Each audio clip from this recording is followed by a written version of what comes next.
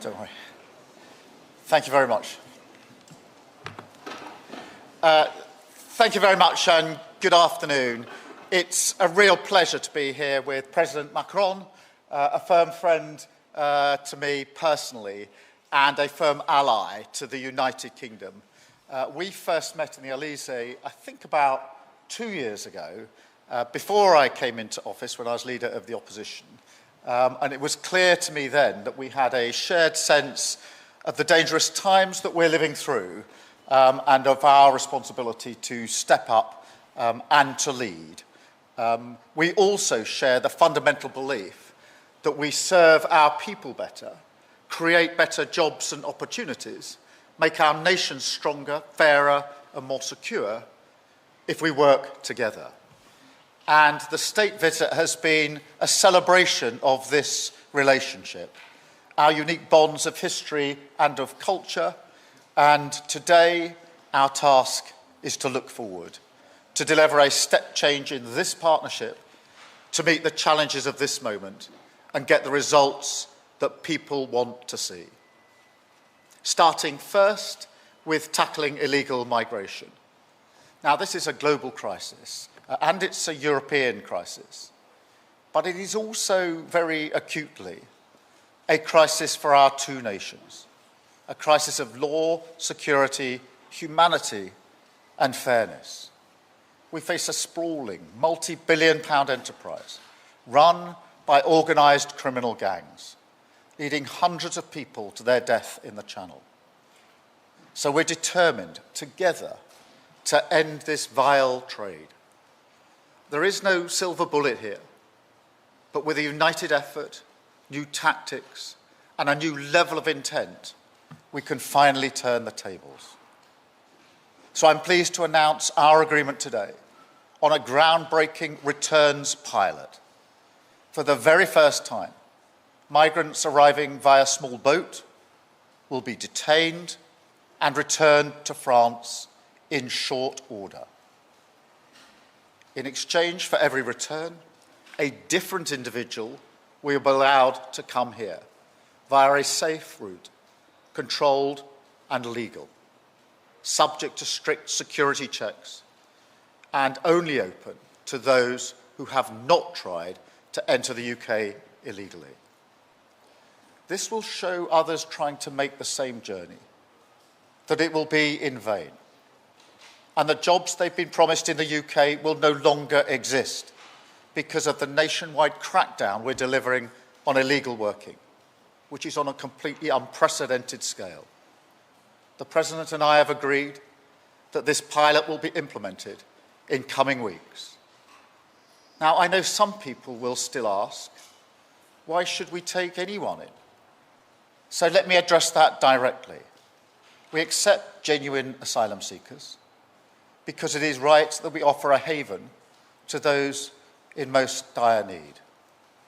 But there's also something else here, something more practical, which is that we simply cannot solve a challenge like stopping the boats by acting alone and telling our allies that we won't play ball. That is why today's agreement is so important, because we will solve this, like so many of our problems, by working together. Just look at the steps the French government is planning, subject to their ongoing maritime review, to allow their officers to intervene in shallow waters and prevent more boats from launching. That is a big step, and I want to thank the President for driving it through. So this is our plan together, hard-headed, aggressive action on all fronts, to break the gang's business model, secure our borders, and show that by attempting to reach the UK by small boat will only end in failure, detention and return. Second, we've also made real progress today on boosting jobs and growth, building on our new agreement with the EU. We're ambitious for what we can do together as G7 economies, close trading partners and leaders in areas that will dominate in years to come. Together, our countries account for over half of European spending on research and technology. So we've gone further today, collaborating on satellite connectivity bringing together our leading supercomputers to seize the opportunities created by AI and bringing down barriers to trade and investment in strategic sectors. Just this week, we've welcomed EDF's major investment in Sizewell C, which will create thousands of jobs, boost our energy security, and protect bill payers for years to come. Third, we've strengthened our work to stand together for European security and in support of Ukraine. Because I'm clear, the security of the British people starts in Ukraine. We have just co-chaired a meeting of the Coalition of the Willing, including representatives from the United States for the first time. We announced plans for a new multinational force, Ukraine, headquartered in Paris, so that we're ready to support a peace deal when it comes. But while Putin turns his back on peace, we are rallying more support for Ukraine right now to defend their people and force Putin to the table. Now, as Europe's only nuclear powers and as leaders in NATO, we play a vital role in preserving the peace and security on this continent. So today we've updated the historic Lancaster House Treaty to protect our people and our way of work. This is a major modernisation. We are overhauling the combined Joint Expeditionary Force to make it 5 times larger, 50,000 troops strong, able to act across every domain. But we're going further. This morning, we signed the Northwood Declaration, confirming for the first time that we are coordinating our independent nuclear deterrence. From today, our adversaries will know that any extreme threat to this continent would prompt a response from our 2 nations. There is no greater demonstration of the importance of this relationship. And while we stand together for our collective defence, we must also deliver a defence dividend for working people. So we've agreed a deeper industrial partnership today to bring our defence industries closer than ever before. We're not just talking about stepping up. On defence, jobs and growth, we're delivering it. Previous governments tried and failed to secure results like this. We can achieve them now because we've taken the time and the care to do the real work, the quiet, serious diplomacy, to build proper relationships which multiply our strength and the opportunities that we enjoy. So, Emmanuel, thank you so much for being here. We represent 2 fiercely proud and independent nations, but by working together, we are delivering for our people, and we're a force for good in a dangerous world. Thank you, Emmanuel, and over to you. Thank you. Merci beaucoup, Monsieur le Premier ministre. Much, Prime Minister Keir, ladies and gentlemen, ministers, generals, admirals, ambassadors, ladies and gentlemen, I should like first of all here thank His Majesty the King Charles for his invitation to undertake this state visit, the first by a French president for 17 years, and for the outstanding welcome extended to my wife and my delegation. I'd also like to thank Prime Minister Starmer for the very fruitful discussions during the 37th Franco-British Summit today in Downing Street and a few moments ago in Northwood. Prime Minister Keir, as you just recalled in detail, many of the breakthroughs in which we've reached agreement, indeed defining for the coming years and decades. I'd just like to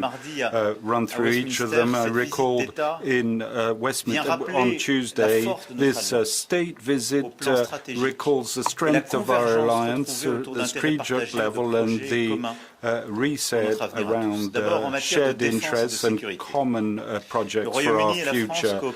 In terms of defence and security, France and the UK have in-depth cooperation with the 2 nuclear power states in Europe, 2 permanent members of the UN Security Council in Europe, the two armies that have the greatest capability and combat experience, and those that cover the high end of the spectrum, anti-submarine operations and sensitive enemy submarine hunting, as we saw earlier for the Joint Commander. Since the Lancaster House treaties in 2010, our cooperation focuses not just on equipment operations, but also on military nuclear programs. However, times have changed and our partnership must change accordingly. Today, the question is not just a matter of having expeditions against terrorists in failed states, but to confront a major conflict in Europe involving sophisticated states over the next few years. And with that in mind, Europe must know that it can count on a strategic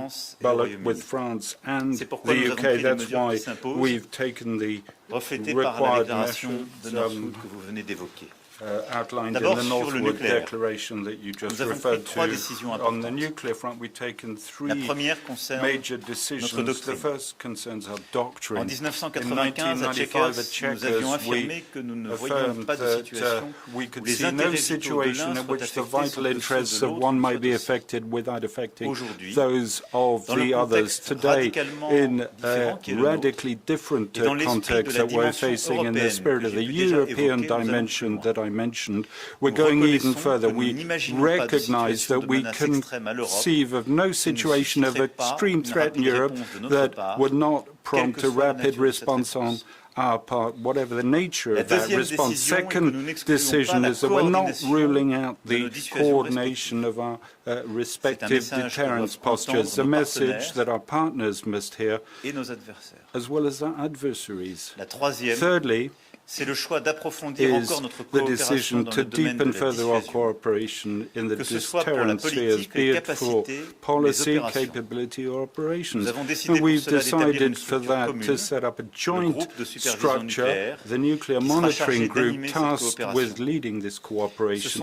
Now, these fundamental decisions that we've taken today in the agreement signed, our two countries remain independent and sovereign, but we're giving ourselves the means, when necessary, to work together in keeping with the markedly more threatening environment that we now face. Operationally, we've decided to radically upscale the CJTF that we set up in 2010 is the basis of our defining contribution, moving this force from a brigade to an Army Corps level, including up to 50,000 men that can be deployed in a major capability, which would be a 5 times increase of France and the UK, capable of including other European partners to be made available to the alliance. Our partnership confers credibility, robustness to the NATO European pillar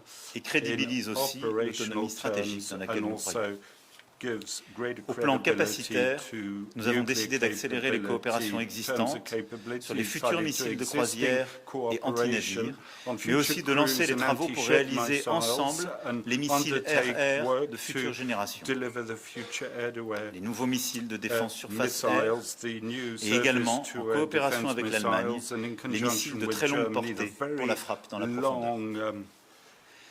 Enfin, nous avons acté une coopération de défense accrue dans les domaines de l'intelligence artificielle, de l'espace, du cyber, mais aussi des manipulations de l'information à une époque où nos deux pays font l'objet de nombreuses menaces hybrides.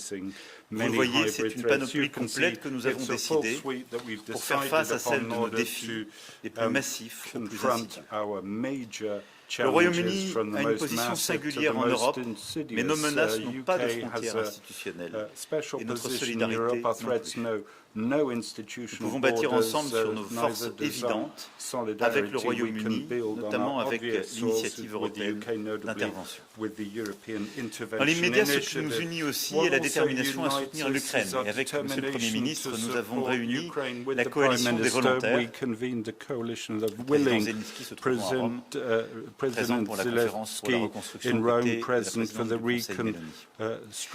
C'est avant tout un message d'unité que nous avons démontré une fois encore. Maloney, Je a rappelle show en of février unity dernier, lorsque nous demonstrated avons tenu last cette February première when we réunion à held Paris, the first meeting in quelques semaines après, Paris, a few dans votre pays, Monsieur le Premier weeks ministre, after in your nous avions une country, crainte, Prime c'était Minister, we had a d'être fear which laissés was seuls et au fond d'avoir une to be divergence alone and to transatlantique. have a Et nous transatlantic voulions réaffirmer divergence, and we un message wanted de to soutien fort aux Ukrainiens. reaffirm a Aujourd'hui, message cette of unité strong nous a support permis, to vous the l'avez dit, Ukraine. de This rassembler unity has allowed us les to sénateurs américains qui s'apprêtent rally à lancer des sanctions US senators supplémentaires who are et l'envoyé gearing up spécial du to président launch Trump, le général more Kellogg. sanctions donc, and the special Mais aussi envoy détermination à agir General ensemble, Kellogg, d'abord pour determination to continuer act le soutien à together, to l'Ukraine continue à support très to court terme sur des Ukraine capacités short term indispensables, on vital drones, missiles, capability, capacités, mais drones, aussi lutte antidrone, missiles, but also financement. drone Pour obtenir le capabilities, cessez-le-feu, c'est le financing sens to même secure des a sanctions additionnelles que ceasefire. vous avez It's the prises, du purpose of 18e paquet de additional sanctions sanctions européens taken, que nous allons 18th finaliser et sanctions des sanctions package que that we're les going to Américains finalize and s'apprêtent à sanctions prendre, that the qui ont Americans are cette fonction getting ready to take dissuasive, that have this taux de deterrent conviction à l'égard function rather than a de la Russie. conviction. Et puis surtout, nous avons pu regard to annoncer Russia. la finalisation de la We've been able planification to militaire que nous avions announce décidée the il y a plusieurs semaines. finalisation of military planning. Je veux ici remercier l'amiral Radakin et le général Burkhardt pour le travail qu'ils ont pu faire et leur coordination de tous les homologues. 30 pays sont mobilisés et autour de ce partenariat et cette codirection franco-britannique. La planification permet de prévoir ce qui, le jour où un cessez-le-feu sera signé, permettra de tenir ce cessez-le-feu dans la durée et de le crédibiliser. En mer, sur mer, par une régénération des forces ukrainiennes et en cas de besoin par aussi des forces de réassurance que nous avons prévues. Un état-major d'opération est aussi prévu à Paris. 200 planificateurs sont déjà mobilisés. Comme vous le voyez, la question nous était posée il y a encore quelques semaines. Est-ce que votre coalition des volontaires est quelque chose de concret? C'est simple. Ce n'est pas simplement quelque chose de concret. Ce sont des centaines de militaires qui sont déjà mobilisés, c'est un état-major qui est bâti, ce sont des décisions et des planifications déjà prises. Nous sommes convenus de renforcer notre partenariat aussi contre la flotte fantôme russe et pour lutter contre le contournement des sanctions et réduire les revenus pétroliers de la Russie, ce qui est essentiellement matériel. Au-delà de l'Ukraine, nous avons la même approche sur le Proche et Moyen-Orient, appeler à la cessation des hostilités, à un chemin de paix, mettre fin à l'enchaînement guerrier qui a succédé à l'attaque terroriste du Hamas le 7 octobre 2023. Ensemble, nous avons appelé à un cessez-le-feu à Gaza et à la libération de tous les otages. C'est l'urgence absolue pour mettre fin au calvaire des otages et à celui des Gazaouis. La continuation d'une guerre sans fin et sans objectif stratégique fait peser une menace grave pour la région et pour notre sécurité collective. Elle est aujourd'hui le lieu d'une déshumanisation que rien ne peut justifier. Ensemble, nous savons la nécessité d'offrir un chemin politique.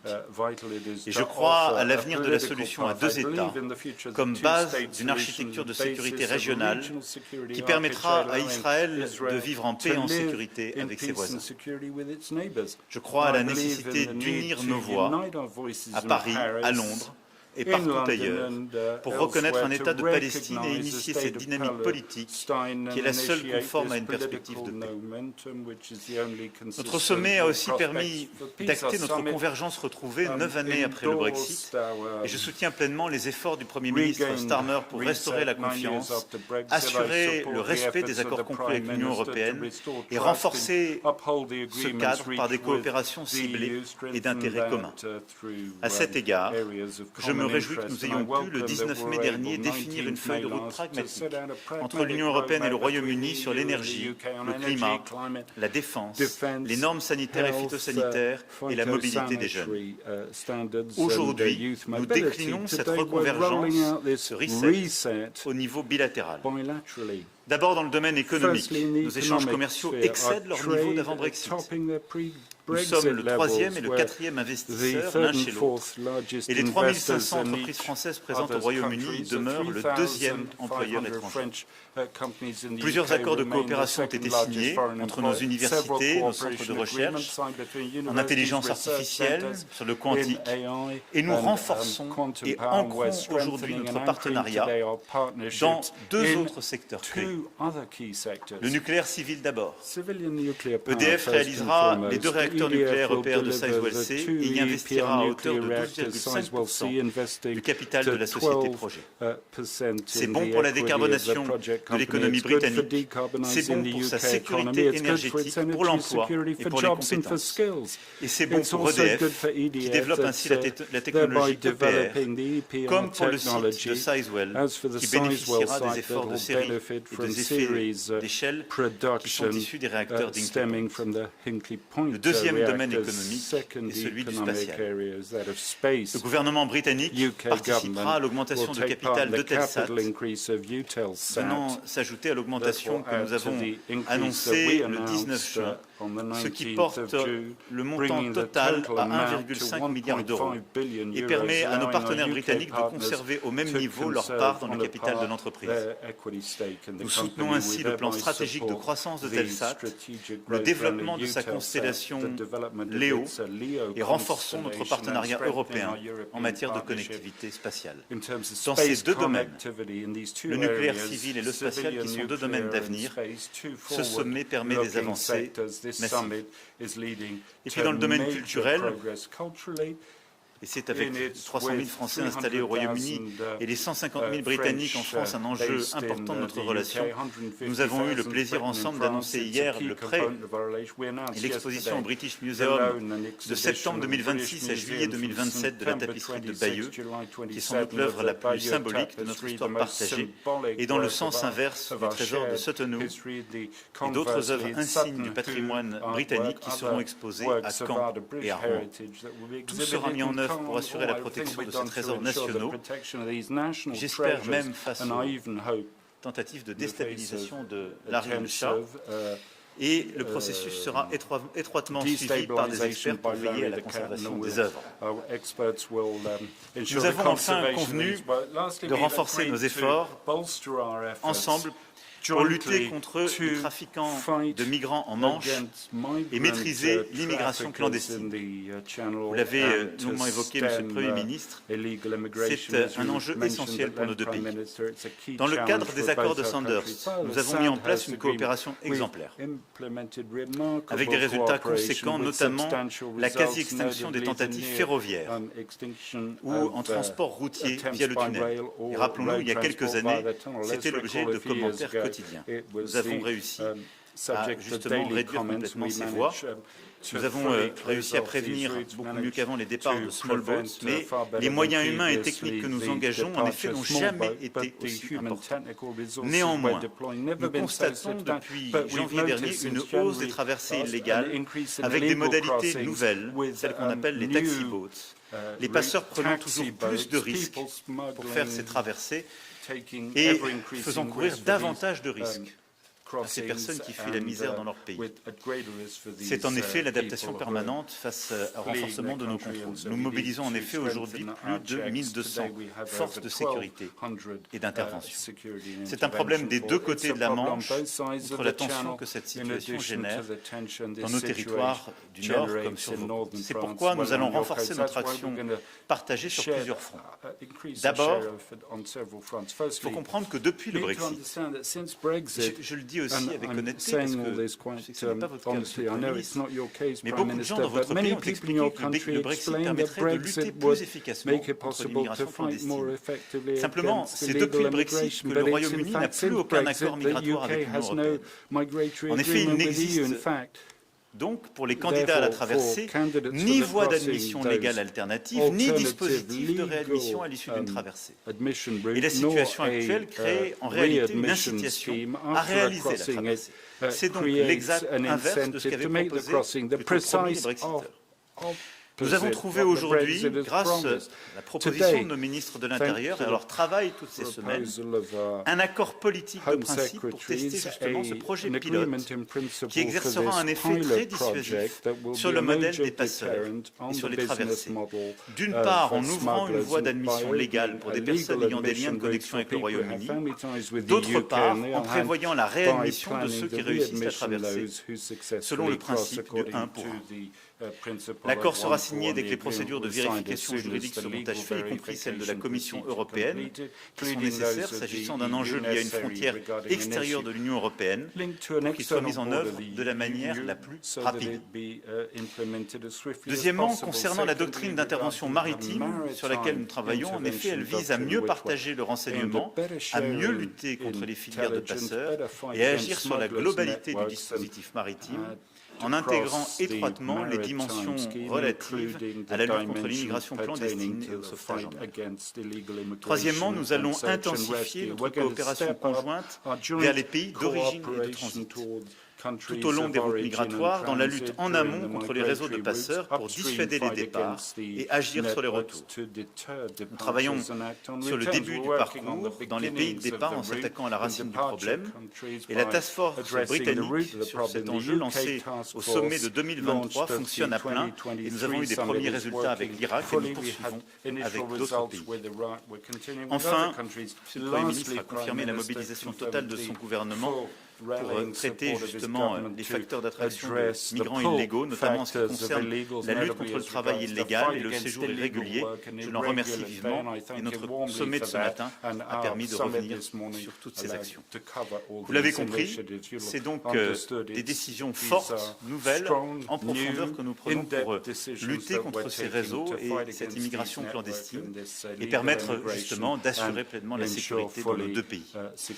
Voilà, mesdames et messieurs, ce qu'en complément des propos de Monsieur le Premier ministre, je voulais ici redire. Mais laissez-moi terminer en exprimant toute ma gratitude à votre endroit, Monsieur le Premier ministre, pour ce sommet de décision.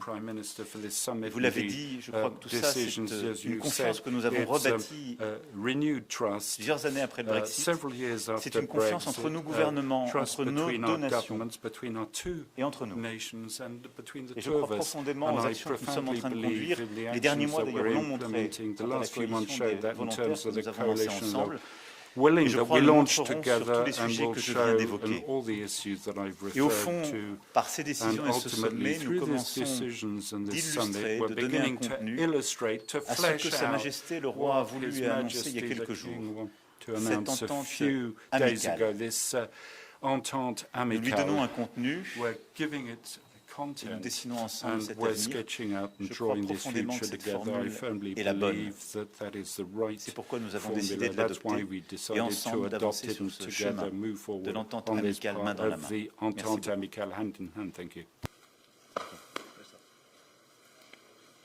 Thank you very much, Emmanuel. We've now got a number of questions from both the French media and the British media. I'm going to start with Robert Peston, ITV. Robert. Hello, it's Robert Peston, ITV, as you said, Prime Minister. Prime Minister, can a pilot that will see relatively few expulsions each week really have any serious deterrent effect when there are about 800 a week on average currently crossing the Channel? Monsieur le Président, pourquoi est-ce que votre police ne fait pas plus pour empêcher les demandeurs d'asile de traverser la Manche? Après tout, vous avez reçu 700 millions de livres du gouvernement britannique. And then if I may, to both of you, I don't know if this is a lighter note or not. Especially one question, we're on well, third one, Robert. Be very brief. It's become a tradition. I think it's not completely unfair to say that you are sort of members of the slightly beleaguered class of centrist leaders, and I wondered if you'd shared any survival tips with each other. Robert, thank you very much for your question. Firstly, on the returns pilot, the first thing to appreciate is this is groundbreaking because this is a scheme intended to break the model and to make it clear that if you cross in a small boat, then you'll end up where you started. And the purpose of that is a pilot to break the model, and therefore, obviously, the numbers, if successful, will ramp up, but it's a pilot to break the model. That is the whole point of it. It is groundbreaking, and it's no wonder that for years, British governments, previous governments, have been trying to secure a deal like this, a returns agreement like this, because all governments have realised just how important it is. And we've now been able to agree it, and we've agreed it because we have cooperated, collaborated through serious diplomacy to get an outcome which is best for both of our countries. And so I'm very pleased that we've been able to agree this here today. Emmanuel. Merci beaucoup pour votre question.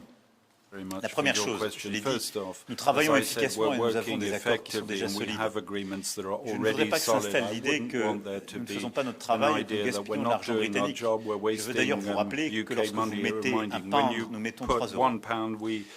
Et donc, nous mettons beaucoup d'argent pour défendre la frontière qui est une frontière extérieure de l'Union européenne. La deuxième chose, nous avons éteint des voies de passage. La voie terrestre, la voie ferroviaire, et beaucoup réduit celle de ces small boats. Simplement, les passeurs s'adaptent et nous devons adapter notre réponse. Ensuite, je le rappelais, nous devons surtout adapter la réponse au Brexit. C'est qu'on a vendu au peuple britannique un mensonge, qui est que le problème c'était l'Europe.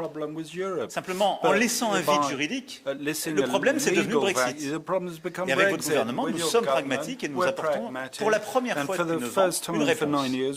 Une réponse pour permettre que des gens qui ont des liens, que vous voulez prendre, qui sont utiles pour votre pays, soient admis légalement, sans prendre le moindre risque, et pour aider à ce retour, justement, avec le principe du 1 pour 1, gens que vous ne voulez pas, qui n'ont pas de retour. Et en faisant nous, c'est toute la difficulté qu'il y a derrière ce projet pilote. C'est aussi pour ça qu'on a tout ce travail avec l'Union européenne, c'est qu'il nous faut faire fonctionner les accords de Dublin. Parce qu'en aucun cas, la France ne va récupérer les gens que vous ne voulez pas, on doit ensuite nous faire fonctionner les accords avec les pays de première entrée. La France ne peut pas devenir le réceptacle des gens à qui vous ne donnez pas l'asile, c'est normal, vous seriez comme nous. Et donc on doit nous faire refonctionner nos accords. C'est pour ça qu'il faut qu'on ait la coopération des Espagnols, des Italiens, des Grecs, et vous nous aider à l'obtenir. Voilà, donc je crois que c'est un bon accord, on fait le travail, on a des résultats, on doit s'adapter, on ne laisse rien faire. Et je veux le redire ici aussi, ce qu'on a réussi à obtenir, par exemple avec l'Irak ces derniers mois, ensemble, par notre task force commune, est très important parce qu'à la fin, un tiers des clandestins, des immigrants illégaux qui sont sur l'espace de Schengen sont des gens qui veulent accéder à votre territoire. Et donc le clé de la réponse, c'est évidemment ce qu'on fait à notre frontière commune. Mais c'est réussir à avoir une gestion préventive avec les pays de départ et réussir à éteindre les raisons pour lesquelles ils veulent traverser. Et donc exactement ce que le gouvernement est en train de faire sur les cartes d'identité, sur la lutte contre le travail illégal, parce que c'est la raison pour laquelle ils ne veulent pas d'asile chez nous d'ailleurs. Ils le veulent chez vous. Voilà, donc on travaille sérieusement, loin de toute démagogie, ce qui me permet de répondre à votre deuxième question, qui est que je crois profondément que notre responsabilité dans ce moment, d'abord c'est de toujours en revenir aux faits, à la science, à la complexité du monde, et d'expliquer ce que nous faisons, et d'expliquer que face à ça, on peut avoir des désaccords politiques, les uns avec les autres, mais qu'il ne faut jamais céder à la tentation des populistes, qui généralement est un déni de science ou un travestissement des faits. C'est ça qui nous distingue. Et ça, je crois que c'est vraiment un cœur de doctrine qu'on ne doit pas abandonner. Ensuite, c'est la conviction que la réponse à nos problèmes, qui sont de plus en plus complexes, passe par la coopération. Une approche européenne, une coopération. Là où les populistes nous ont souvent vendu une réponse qui passe par le repli nationaliste. Est-ce que les problèmes budgétaires, les problèmes d'immigration clandestine, les problèmes de croissance de la Grande-Bretagne d'il y a 9 ans ont été réglés par le Brexit? Non. Ils sont en train d'être réglés par un gouvernement qui veut se réengager avec ses partenaires de confiance et avec l'Europe. Et c'est ça la responsabilité de gouvernements comme les nôtres. Enfin, vous savez, je ne me suis jamais senti isolé, parce que je me souviens très bien du jour où j'ai été élu.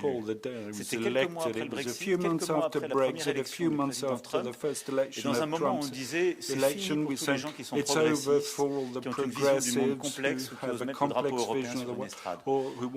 L'élection de 2017 avait montré le contraire. Je souhaite à beaucoup de dirigeants européens de continuer à gouverner en expliquant à leur peuple la vérité des choses, la complexité du monde, et en proposant des solutions, je crois, d'avenir, au fond, en portant de l'espoir. Nos sociétés vont complètement se replier sur elles-mêmes, ce qui n'est ni la solution à nos problèmes, ni ce qui permettra à nos jeunesses de regarder de l'avant. Je suis plutôt, au contraire, très optimiste. Robert, just on the third bit of your question. It is the mission of this government and my mission to re-engage and to re-establish our place on the global stage through cooperation, serious, a quiet diplomacy to get results for the British public. And that's the way we've gone about our business, and that is exactly how we've come to the agreement we have today on the returns agreement. But can I just add to something Emmanuel said, because I think this is really important, because irregular migration is a serious problem across the world, across Europe. It is a common problem for all European countries. It is now on the agenda of practically all European meetings in a way it simply wouldn't have been years ago, but it requires a serious, pragmatic response. Not the politics, the performative politics of the easy answers. And it is very important that we are able to show collectively, the two of us as leaders of two great nations confronting this threat, that social democracy can prevail and provide the answers to these serious problems. Because otherwise, the easy answers get an airing. And it is of some significance, I think, that whilst we have been working hard to get the returns agreement, others have been simply taking pictures of the problem. And that is where the politics is. It's this, we have to show that pragmatic politics is the way to deliver the results which matter for both of our peoples. It is important to the UK and to France, but it is really important in this age that we show that social democracy has the answers to the threats that we face across Europe and across the world. Thank you, Robert. I'll go to Stefan, please, from The Times. Thank you, Prime Minister. Stefan Bocher from The Times. Firstly, are you able to give a guarantee that this deal will not be caught up in the courts and will not become another Rwanda that never happens? And secondly, how will the 50 or the roughly 50 people a week who are sent back, how will they actually be chosen from the UK? I mean, there's 800. How are you going to choose just the 50?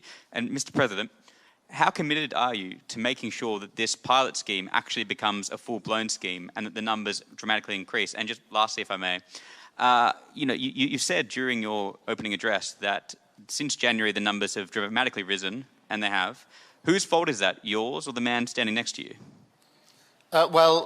Stefan, firstly, in response to just the last bit of your question, we both have a responsibility together to solve this. And one of the problems, to my mind, in the past has been the finger-pointing, the blame game, the megaphone politics, which has achieved precisely nothing on this and many other issues, which is why we've never engaged in it.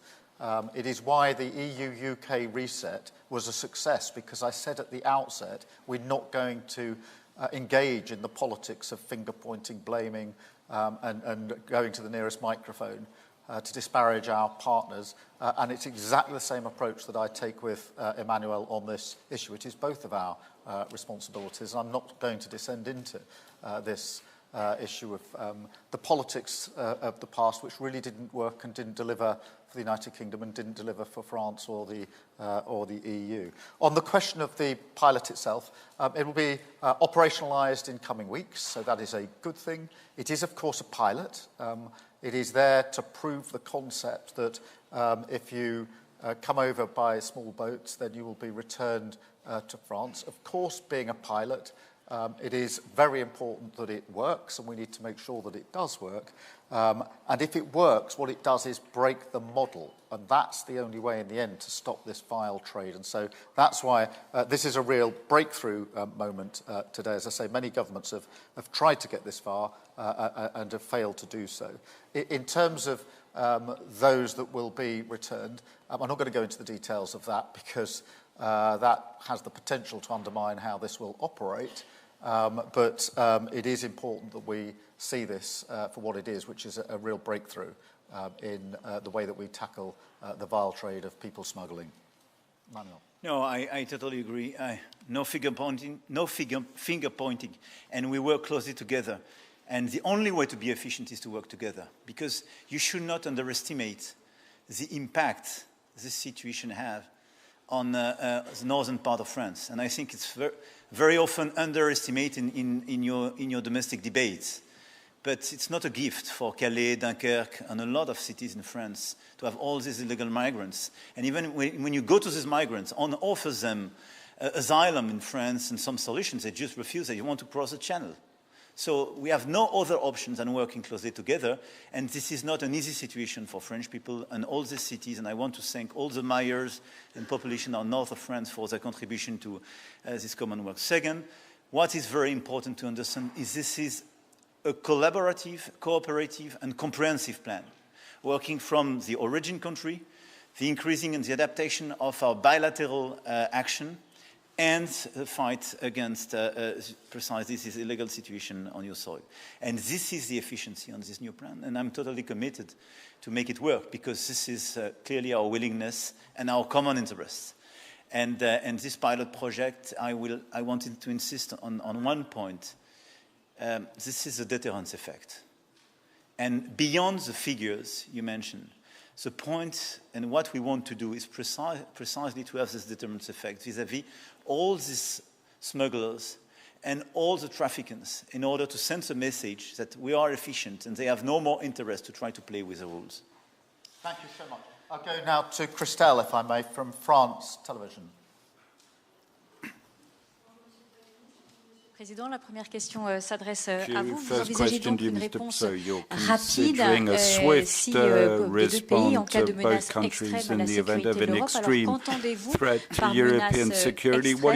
Est-ce que l'Ukraine ferait partie du périmètre d'intervention si une force de réassurance est mise en place? Question maintenant au Monsieur le Premier ministre. Quelle forme pourrait prendre la coordination entre les deux pays? Avec quel type d'opération? Et puis, comment pourriez-vous arbitrer entre votre engagement vis-à-vis des États-Unis et votre engagement vis-à-vis de la France? Je vais d'abord faire le distinguo. Merci pour votre question. Quand on parle de force de réassurance à l'égard de l'Ukraine, ça n'a rien à voir avec la doctrine que nous venons d'évoquer. Pas d'ambiguïté. Nous avons avec l'Ukraine un plan qui est d'abord l'aide d'armes, de capacités, de soutien, de formation à court terme. Ensuite, le jour du cessez-le-feu, nous avons mis en place un plan, et c'est tout le travail qui a été fait par nos deux chefs d'état-major, qui est précisément d'organiser la coalition, les 30 pays qui sont partenaires, et de voir dans les airs, sur mer, pour régénérer l'armée ukrainienne, comment justement pouvoir tenir ce cessez-le-feu. Et au-delà de ça, nous avons un schéma de force de réassurance qui est de pouvoir envoyer un signalement stratégique. Ça, c'est une chose. Totalement à côté de ça, ça n'a rien à voir. Nous avons décidé de coordonner notre doctrine nucléaire de manière totalement inédite. À ma connaissance, il n'y a pas deux pays au monde qui ont une telle intimité sur leur doctrine nucléaire désormais. Mais je l'ai dit, d'abord, ceci n'enlève rien à l'ambiguïté stratégique qui va avec notre doctrine nucléaire. Pourquoi je ne répondrai jamais à votre question dans les termes avec lesquels vous l'avez posée? C'est ce qui va avec l'effet dissuasif et la crédibilité de notre doctrine nucléaire. Ensuite, parce que nous avons décidé d'une coordination, d'échanges stratégiques, de partenariats aussi opérationnels et capacitaires. Mais l'un comme l'autre, nous restons pleinement souverains et indépendants dans le déclenchement et le pilotage de nos capacités nucléaires. Donc je veux vraiment distinguer les sujets, parce que je crois que sinon, ça serait une confusion qui serait nuisible à tout ce qu'on a fait. Ce sont deux exercices totalement distincts, mais au fond, nous expliquons que on a des doctrines, chacun pour ce qui nous concerne. La doctrine française est connue, je l'ai réaffirmée depuis 3 ans sur ce sujet. Mais à côté de ça, on met en place cette coordination qui n'enlève rien à notre indépendance, et ceci est totalement distinct de ce que nous faisons sur l'Ukraine. Thank you very much. Just on the nuclear agreement that we've reached today, it is truly historic. Now, I understand why there's a lot of focus and attention on the irregular migration agreement that we've reached today. That is in itself extremely important. But I would say the nuclear agreement that we've reached is equally important and significant and historic because we are the two nuclear nations in Europe and we've agreed to take an incredible step forward this morning in relation to how we coordinate our capabilities in support of Europe and in support of NATO. And that is a historic moment for both of our countries, a historic moment for Europe and for the world. And you ask about the US and Europe. I have no doubt in my mind that NATO has been the single most effective military alliance ever, and for decades has allowed us to live in peace. And it is our responsibility not just to look back and celebrate that fact, but to ensure as joint leaders that we take forward and make sure that that is there for many, many years to come.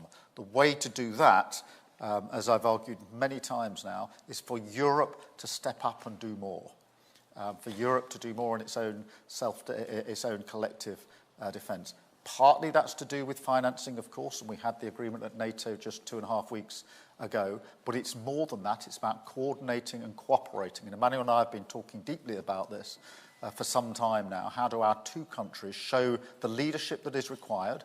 That is why we took the step we did with the coalition of the willing, to ensure that Europe could see that there were two countries prepared to step forward on this.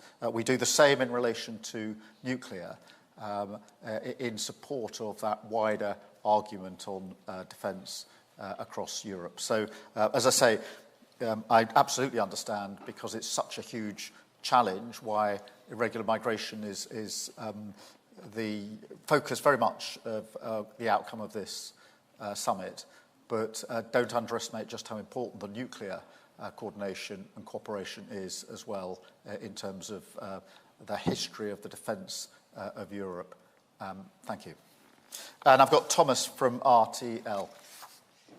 Bonjour Monsieur le Premier ministre, bonjour Monsieur le Président. Il y a quelques semaines, vous avez dit aux Français que face à cette nouvelle menace, cette nouvelle donne, il fallait faire des efforts.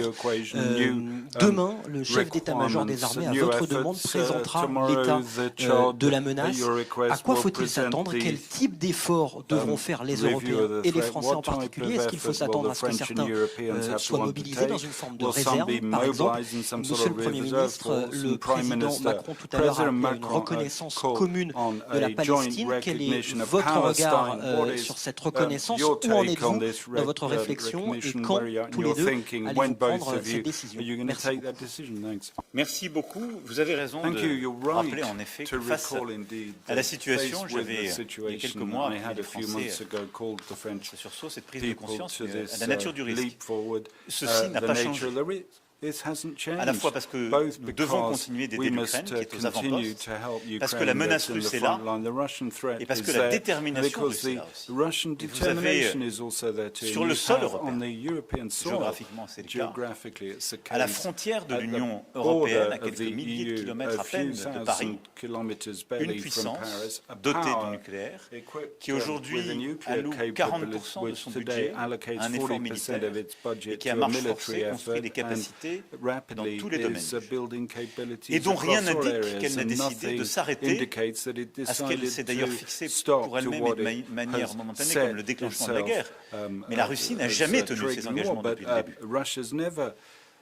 Donc oui, nous devons faire face à ce risque. Ce n'est d'ailleurs pas le seul, parce qu'à côté de ça, la menace terroriste demeure, parce que nous avons d'autres formes de conflictualité qui existent, parce que la menace maritime, cyber, spatiale est là, avec d'autres grandes puissances.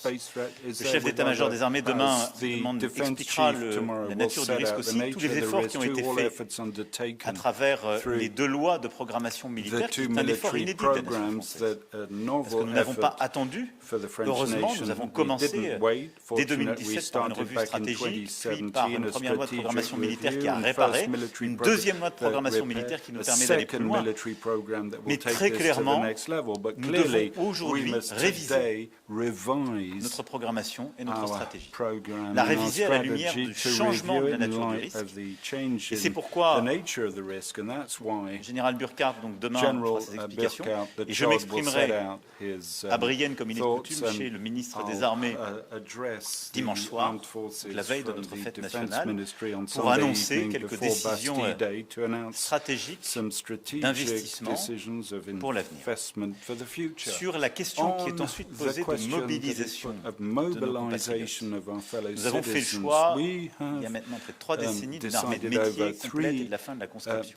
Nous avons aussi fait le choix de la compléter par une réserve. Et dans notre loi de programmation militaire en cours, cette réserve atteint des niveaux inédits que rappellera d'ailleurs demain le général. C'est quelque chose qui vient épauler notre armée, et qui permet de mobiliser des capacités et des compétences dans la société civile, et de revisiter ce pacte armée-nation qui est si important. devons et nous allons accélérer sur ce point.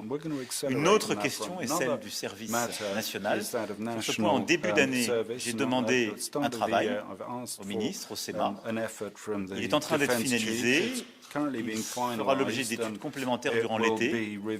Et à la fin de l'été, début de l'automne, conformément au calendrier que j'ai donné en début d'année, je reviendrai vers vous pour pouvoir expliquer les décisions qui seront les nôtres et qui, évidemment, s'inscriront dans la programmation budgétaire. Thank you. Just following on from that, I just want to say a few more words about the Coalition of the Willing, because today we have signed off the mature plans. So we've been in the military planning stage for some months now, intensely amongst a number of countries working together. We have now finalised the plan, ready to be operationalised, and so that's a really important step forward, and I pay tribute to all the planners for having got that work done in that time. I'm absolutely convinced that the work needs to be done now and not after the event of a ceasefire. We've got the headquarters established and up and running in Paris, and there is a command structure in place, which is one of the most important things for any operation. And so that is significant, and I think also significant in the Coalition of the Willing that we had US senators and representation there today. On the separate question of recognition of Palestine, let me start by saying that the situation in Gaza is utterly intolerable. We need a ceasefire. We need aid to go in at volume, at pace, in a way that simply isn't happening on the ground at the moment. And of course, we need the hostages to be released. They've been held for a very, very long time. And so we must get to that. It has been the long-standing policy of the Labour Party and of this government to recognise Palestine as part of the process. And that remains our position, not least because I do not think it's possible to have a lasting peace in the Middle East if we don't have a two-state solution. But the focus now has to be unrelentingly on getting the ceasefire that will allow the space for the politics to take over from the fighting and allow the space for the aid to get in. And for the hostages to get out. And Emmanuel and I, as you can imagine, talk about this and many other issues to align our thinking and walk forward. Thank you very much indeed. Thank you very much indeed. Thank you. Merci beaucoup.